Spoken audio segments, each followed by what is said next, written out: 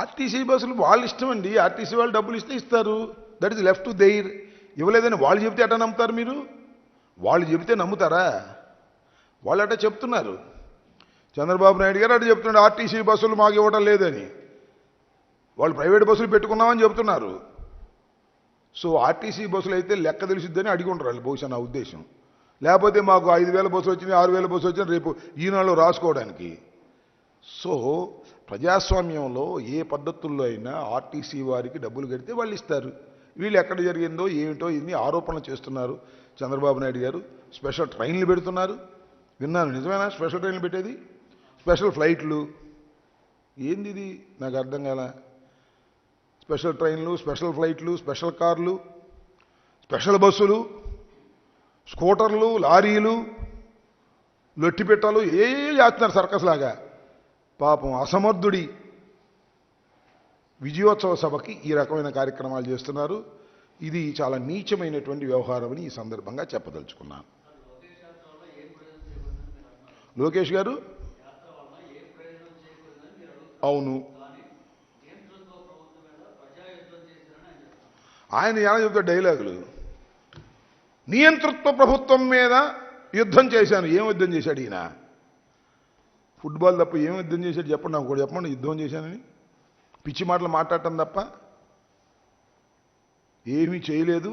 ఒక అసమర్థుడు. నేను అడుగుతానండి, ఆయన మంత్రి చేశాడు, ప్రజలలో గెలవకుండా మంత్రి చేశాడు. అది చిత్రమైన విషయం. అలాంటి వ్యక్తికి ఏముంటుంది?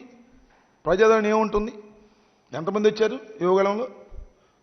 మధ్యలో ఎందుకు మానేశాడు? వాళ్ళ నాన్న జ్యుడిషియల్ కస్టడీలోకి వెళ్తే ఎందుకు ఆపేయాలి? 53 రోజులు సెలవు పెట్టాడే. సో లోకేష్ అనే వ్యక్తి ఒక నాయకుడు కాదు, కాలేడు. రాజకీయాలకు పనికొచ్చే వ్యక్తి అంతకన్నా కాదు.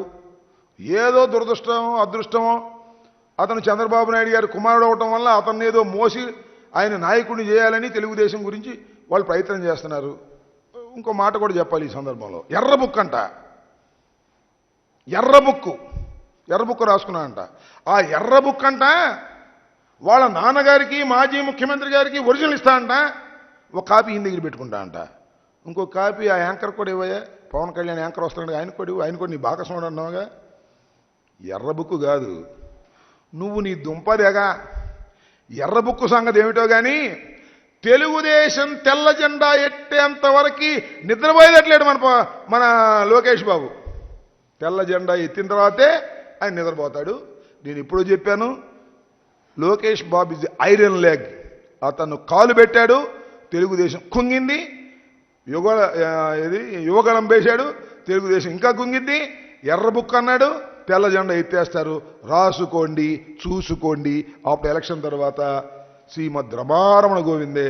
ఇద్దరు కలిసి వచ్చినా, యాంకర్లు కలిసి వచ్చినా, ఈయన కలిసి వచ్చినా, కానీ ఒక అందుకు మెచ్చుకోవాలి.